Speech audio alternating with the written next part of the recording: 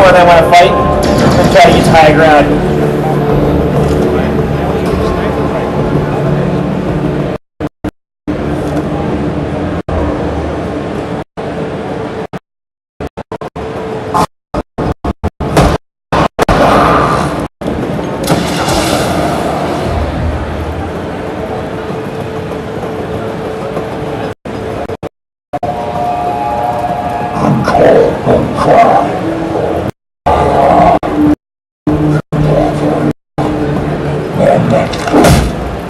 At this point, I've been knocked unconscious and taken captive by these aliens. Now, early on, Killian's going to get transported to a distant planet called Exodus. When he awakens there, he'll have no memory of how he arrived, other than what we just saw. But it'll quickly become apparent that he's been there for a long time, probably years. That he's taken his skills as a U.S. Marshal, put them toward becoming a bounty hunter in order to survive on this world. Along the way, he's made a couple of friends, a whole lot of enemies, and it seems like he's the only human on the planet, at least until he runs into Tommy a little bit later on. As the game goes on, you guys will learn more about how Killian arrived on Exodus, what he was up to, and what he and Tommy's roles are in the events happening on Exodus and in the Prey universe in general. Now, I've mentioned Exodus a few times. That's the name of the planet that most of Prey 2 takes place on. It's tidally locked. That means that one side's always facing away, it's always cold and dark. One side's always facing toward the sun, it's always hot and bright. The area you're about to see is called the Bowery. It exists along the line between those two sides, but a little bit closer to the dark side, so it exists in a perpetual dusk environment. You can also see a lot of bright colors and neon signs, a lot of dark contrasting shadows. We refer to this look as alien noir. We're inspired by noir not only aesthetically, but also thematically. The world of Exodus is very seedy. Everyone around here has an agenda. There really isn't such thing as an innocent person. As a result, it's a pretty good place to be a criminal, and it's an even better place to be a bounty hunter. Now, we have a climbing system in Prey 2. I can vault over things, I can slide, I can jump and hang from things like I'm doing now. I can also climb up, of course. We want this to be accessible and intuitive. If I jump to this pipe, when I look up, you can see my hand comes up and lets me know I can make this next jump. Once I'm up here, I can draw my weapon, I can use this as cover, and we can have combat in these spaces.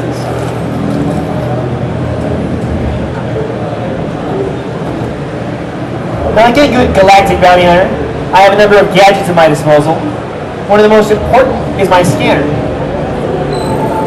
This allows me to query information about the world, to find interesting people and things I might want to interact with. You see this unfortunate alien here is getting his ass kicked. Exodus being the kind of place he is, he almost certainly deserves the beating he's taking. I could try to intervene in his behalf and help him out, but I'm not really looking for trouble. I'm looking for bounties. So, good luck, buddy.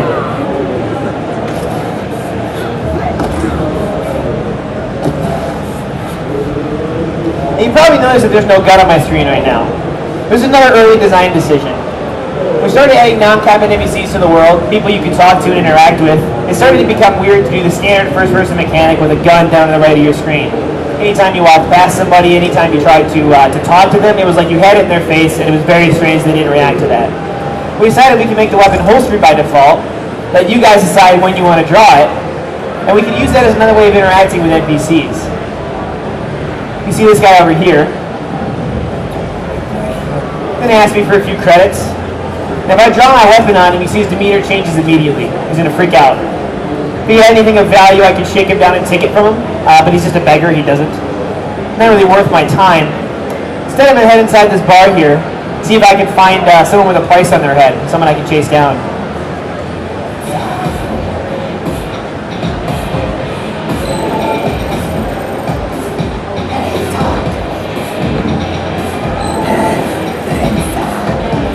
Target located.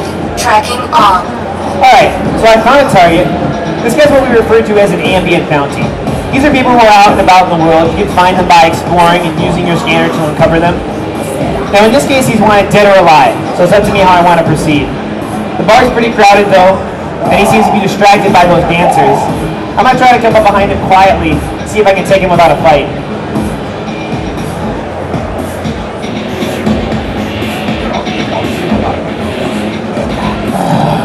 Target is fleeing. Alright, no luck there. So he's heading this way. I'm going to try to cut him off.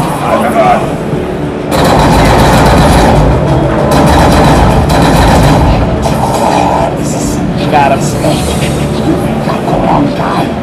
Now I used another one of my gadgets there, my electric bolas.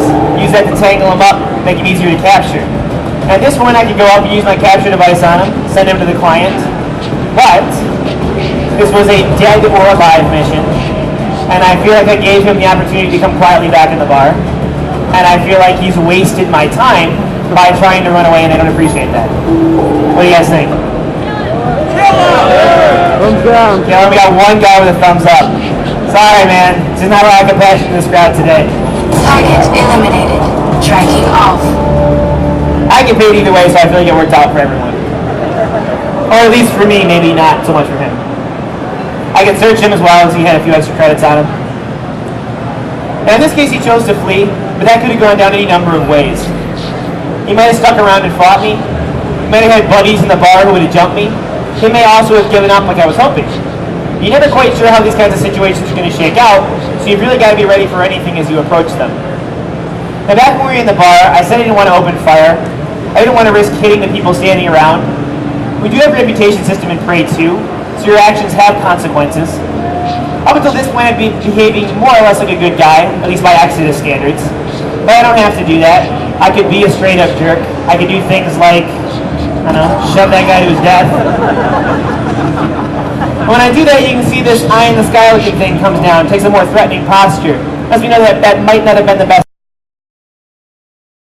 The security system on Exodus, and evidently shoving someone to their death is not quite enough to make it angry. But if I continued to do things like that, cause murder and mayhem, it would eventually attack me. It would bring in reinforcements, police, and that sort of thing. I'm going to move on and hope he forgets about that little accident. Then I do a slightly more populated area. Keep looking for interesting folks.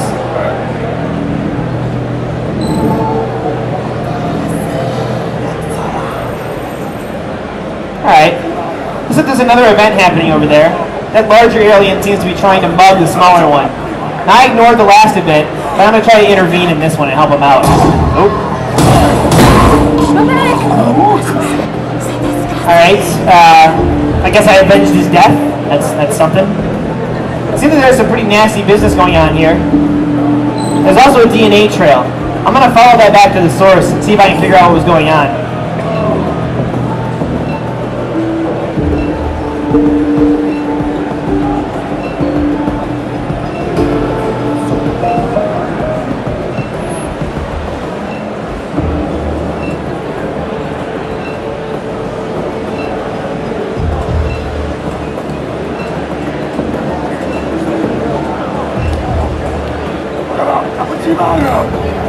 Oops, alright.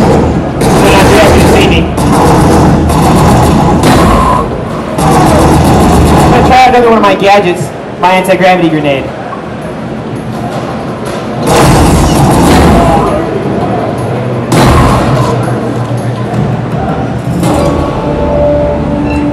That'll give me a few credits for my trouble.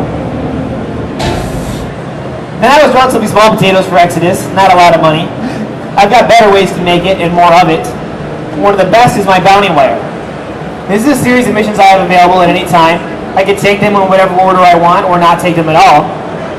They tend to be a little bit more elaborate, have multiple stages, have more story and narrative elements, and they have larger rewards as a result. I'm going to try this one here, which has me trying to chase down a mafia boss type of character.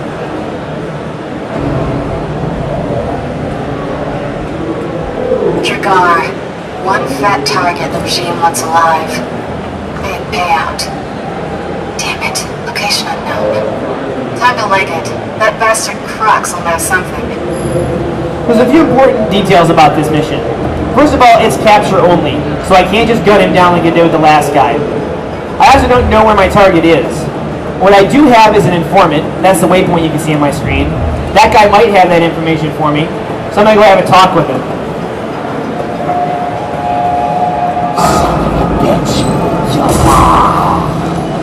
He has been ambushed by some local thugs.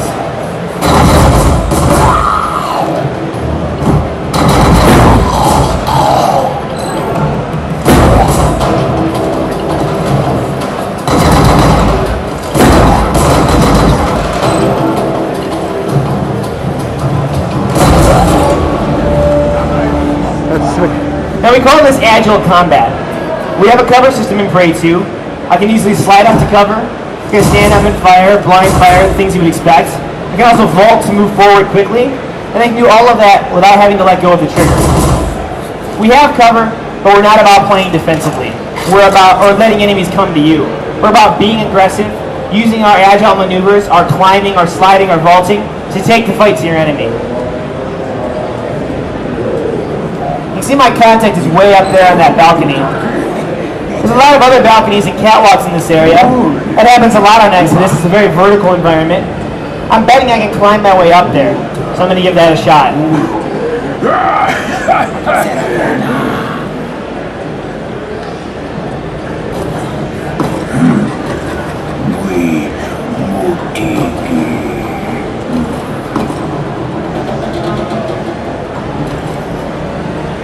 Climbing is a nice change of pace. It's useful for navigation, for exploring the world, for getting into difficult mission objectives like this one, and it's also just fun to do. Alright, so I made it up here. That's my contact over there. You can see he's kind of a high roller. He's got his own private bodyguard.